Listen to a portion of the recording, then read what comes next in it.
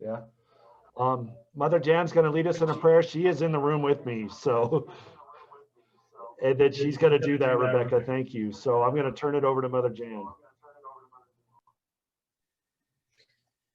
Good afternoon, everyone. The Lord be with you. And also with you. Let us pray. Holy and gracious Lord, on this beautiful, open our hearts and minds to hear each other and reverently make good and strong decisions for the betterment of your church. We give you thanks for all of the blessings of this world, and we ask you to continue to guide us. Amen. Amen. Amen.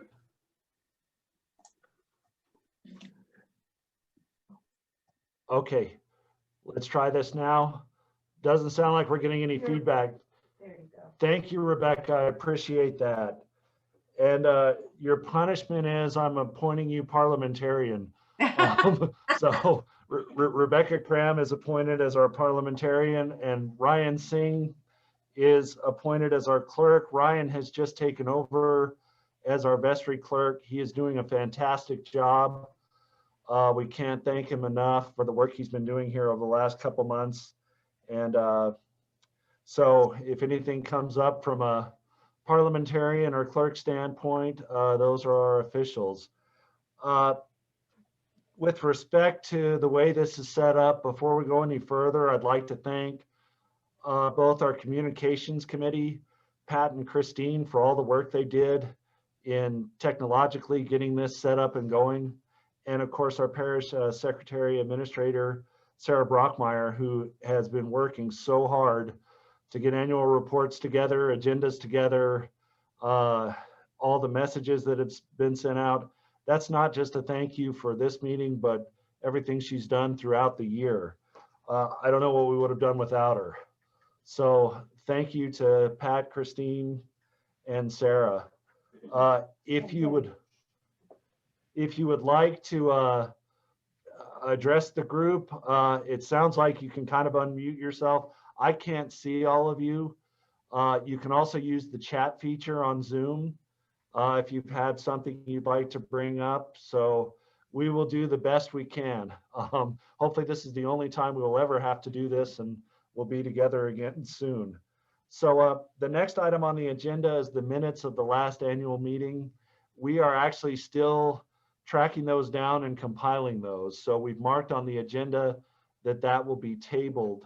And one note before I go any further, in preparing technologically for this meeting, we used as a template how the diocese handled their annual meeting, and they allowed electronic voting. But at our last vestry meeting, some people brought up that logistically, I can see a number of people who have two people.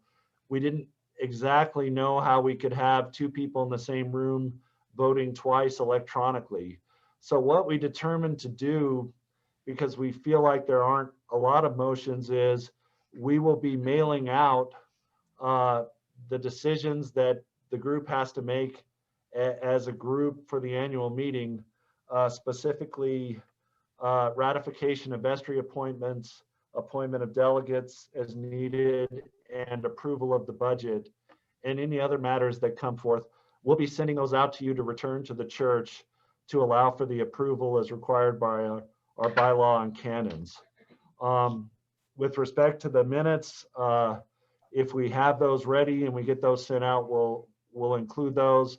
Otherwise, we will approve those at our next annual meeting or parish-wide meeting, such as the case may be. With respect to ratification of vestry appointments, we had some people step down, some people who were nominated that chose not to go forward. So we have a few to include. I'm going to replace Wendy Becerra for a one-year term. Elizabeth Blom has volunteered to finish out a one-year term. And there will be a special election next year for that position, which will be for 2 years. Virginia Beckworth has replaced Ed Morrow, will continue on for 2 years. And we're very happy and welcome to have Dee Singh back, who's going to be serving a 3-year term, and Dick Hiss, who is also going to be serving a 3-year term.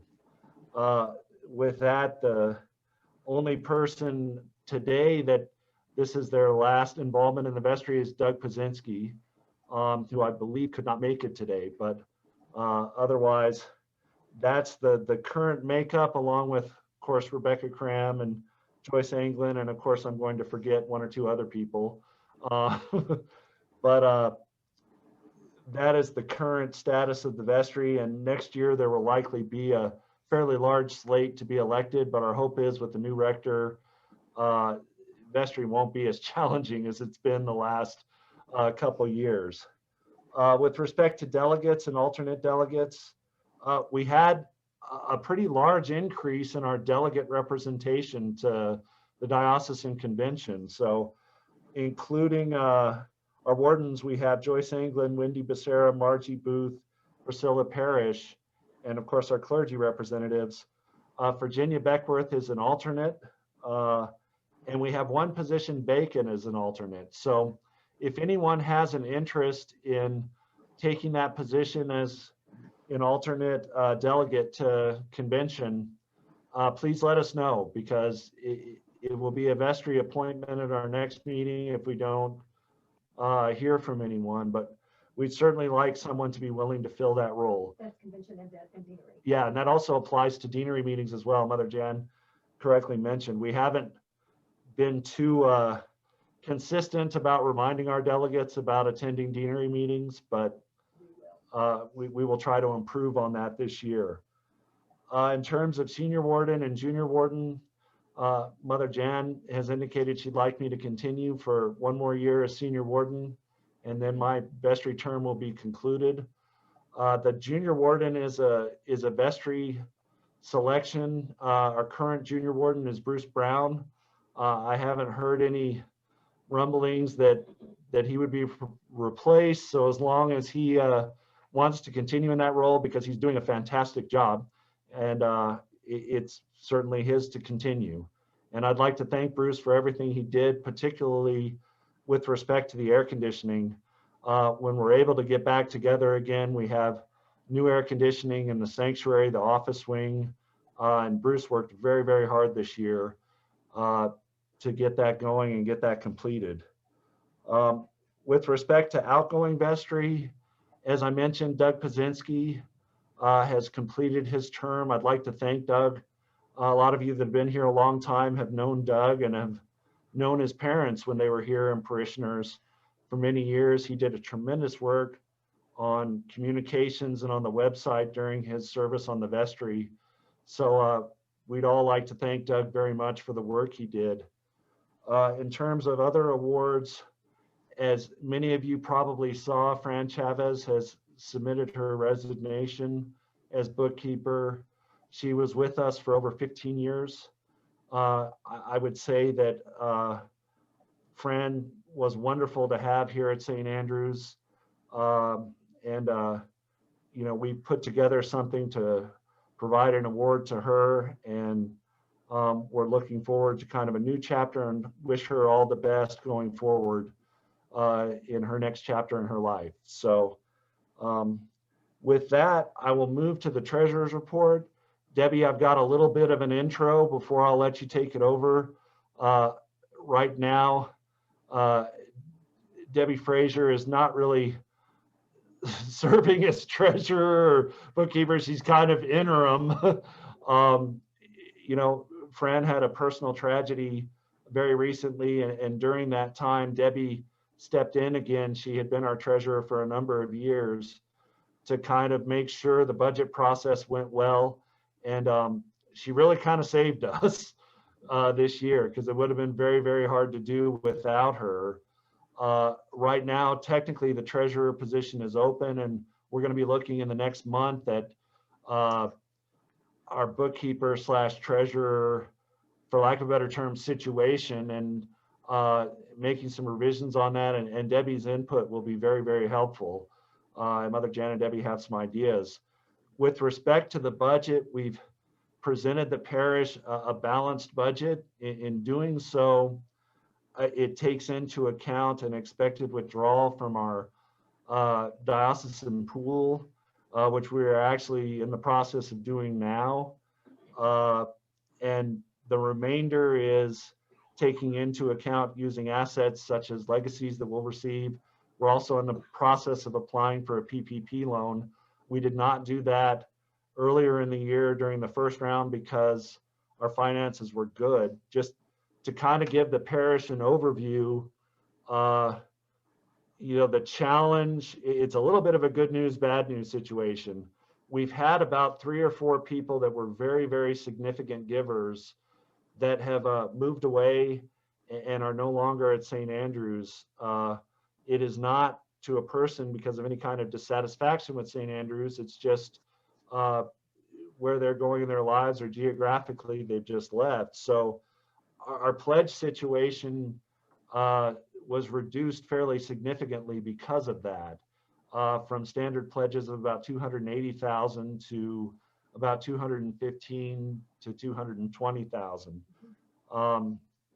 With that in mind, the church has pretty significant savings, and it is our expectation that over the course of this year, there will be legacy gifts and assets that come into the church that will help make up for that. One example is, as a vestry, we've committed towards putting the San Lorenzo house up for sale. We've looked at the numbers, and the maintenance, the property taxes, and the insurance are such that it's really not profitable to continue to maintain. Over the last few months, we haven't really gotten very much rent because so much has gone to maintenance on it.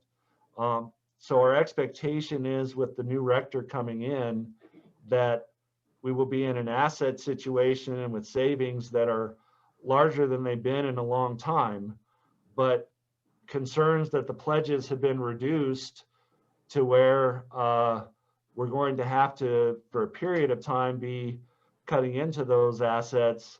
So what we're going to be working on with the new rector is challenging that new rector in a positive way to try to get, pledges and attendance and our church membership up to where we get back to that pledge range of 250 to 280,000, not counting PayPal pledges, to where we're either more breaking even or staying positive.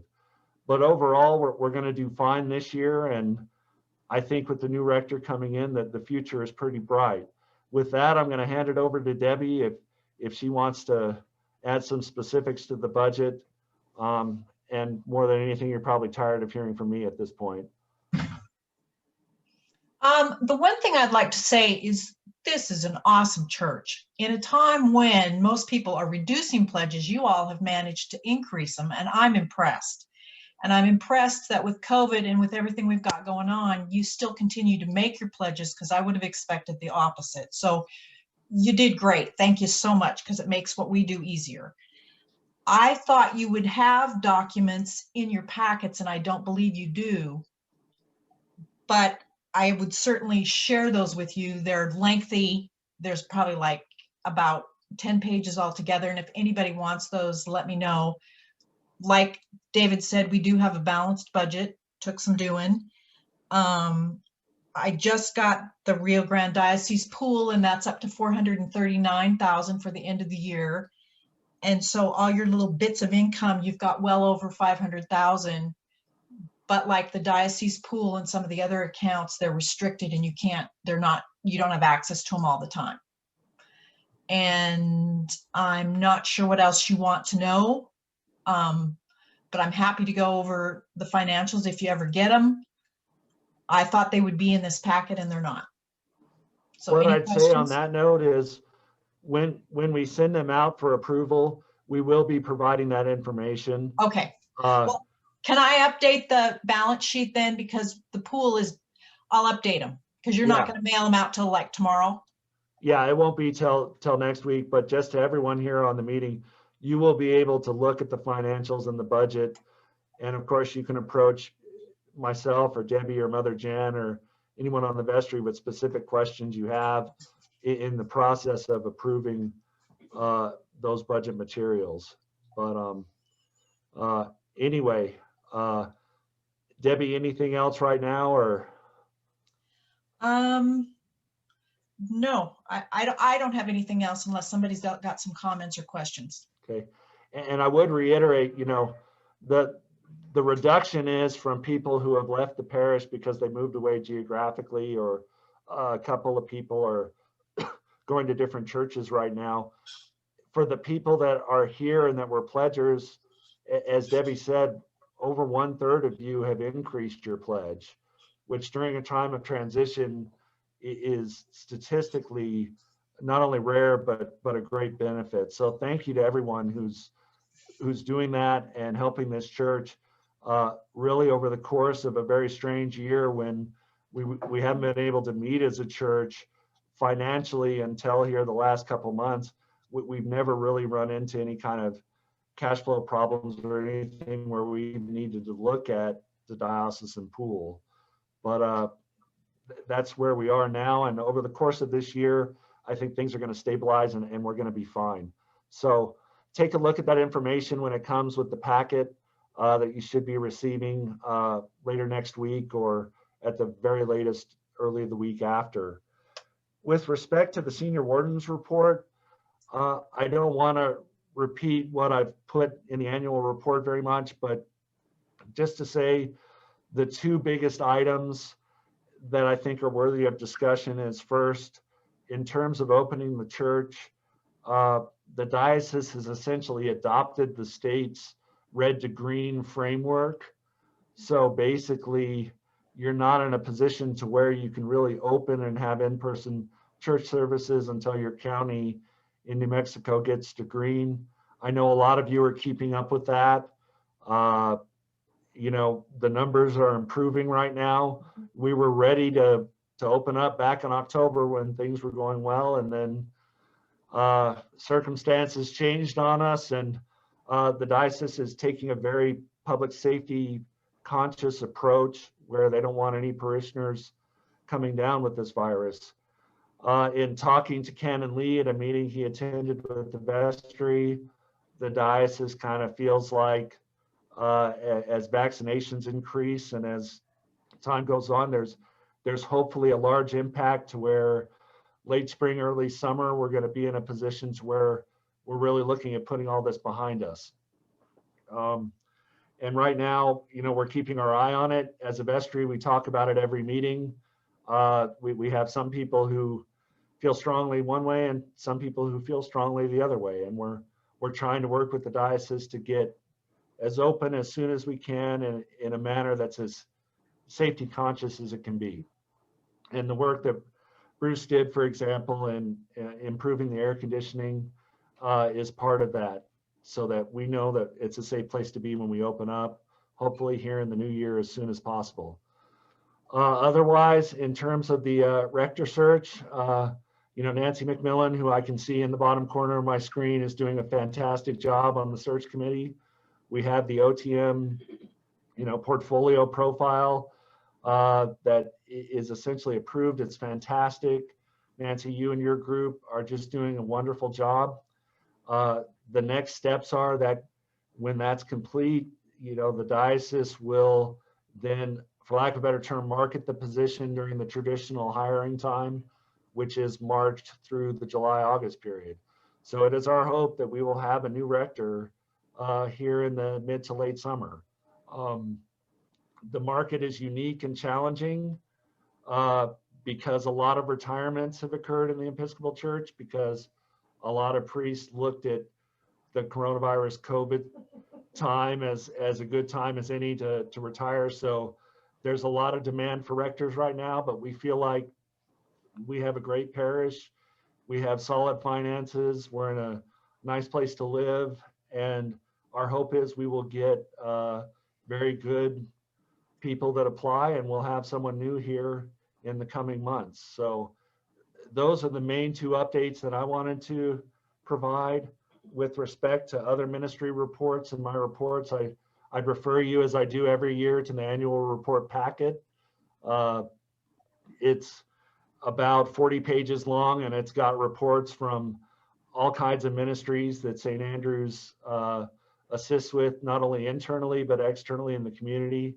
And everybody that's worked on those has done a great job. So with that,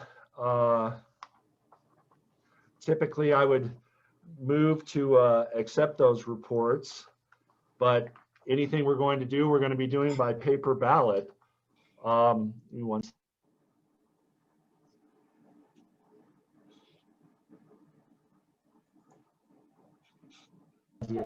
I was consulting with Mother Jan if she had anything further she wanted to provide to the parish. Yes.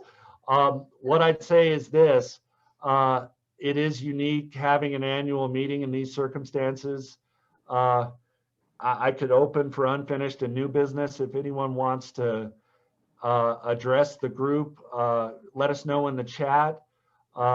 If not, of course, our hope is we may have further parish meetings as the year goes on, particularly as we approach reopening the parish and our rector search. So we should hopefully be meeting again soon. Does anyone have any new or unfinished business they'd like to address now?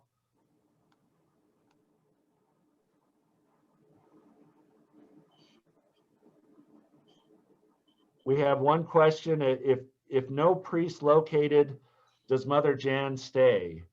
I would say our current agreement with Mother Jan lasts through the summer, and then we would work with her. I mean, certainly my vote would be she'd stay, to extend that agreement as needed until we find ourselves with a new rector. So I believe the answer is yes. Joyce made the motion to accept the reports. Okay. Joyce England has made a motion to accept the reports as written. And I think in terms of motions, I see Virginia seconding, but we might include those in paper as well. We will. So we will be including that. We don't have to do a show of hands here. Any other items we can address? Again, it's a little awkward online. What I'd suggest is you can always send an email to myself, Mother Jan, or anyone on the vestry about follow-up questions you might have. I'll put them in the chat right now. Yeah, and you will be receiving a packet from us in the coming days, which will have the budget information in more detail. Okay, I got a nice message from my mother. Thank you, Mother Lutz, for your support. If there's nothing further, that's kind of all we have on the agenda. Thanks to all of you. I hope to see all of you very, very soon. You know, we're all getting through this together. I know, Mother Lutz just wrote in, she got her first shot last week. My dad gets his tomorrow. Everybody keep doing what you can to stay safe. And hopefully we'll see each other in person very, very soon. Tablecloth form. And, Hey, David, this is Amy and Susan Brown. How are you? hey, how are you, Amy? Good. We just wanted to let everybody know that my mom is going to be moving with me to Albuquerque soon. And so this will probably be sorry, I'm starting to cry. It's been a rough year, but she's going to move with us in March. And so she might be only able to see you guys on these kind of calls, and it's nice to see everybody. Yeah, and Susan, thank you for everything you've done. Let us know around the time you actually are going to move up so we can try to do something special for you, because you've been a rock for us for decades, literally. Yeah, we're probably going to be moving by the end of March. So Okay. Thanks, Amy. Thanks, Susan. And Thank you. I echo the comment that we will miss you. That I'm going to donate to the church. It's a linen tablecloth that I have loaned out to the church on many occasions, and we've decided that we're going to donate it to the church. Thank you, Susan. That's wonderful. And thank you for everything you've done for St. Andrews over the years. Bruce has a comment about the time schedule for the search process. Again, our hope is that it gets sent out and essentially advertised in the early spring. In March, you go out like March 1st. Yeah, like March 1st. For 6 weeks. And then for about 6 weeks, it gets advertised, and then we will have the interview process over probably the next 6 to 8 weeks, with the idea of hopefully issuing a call in the early to midsummer. So I'm going to look at the chat here a little bit more, and then I'm going to mercifully let everyone go if there's nothing else. And this will be a record for the shortest annual meeting, although last year wasn't very long. Okay, thank you all, everyone. You're in our thoughts and prayers. You will be receiving something from us in the mail, and hope to see you all soon. Meeting adjourned.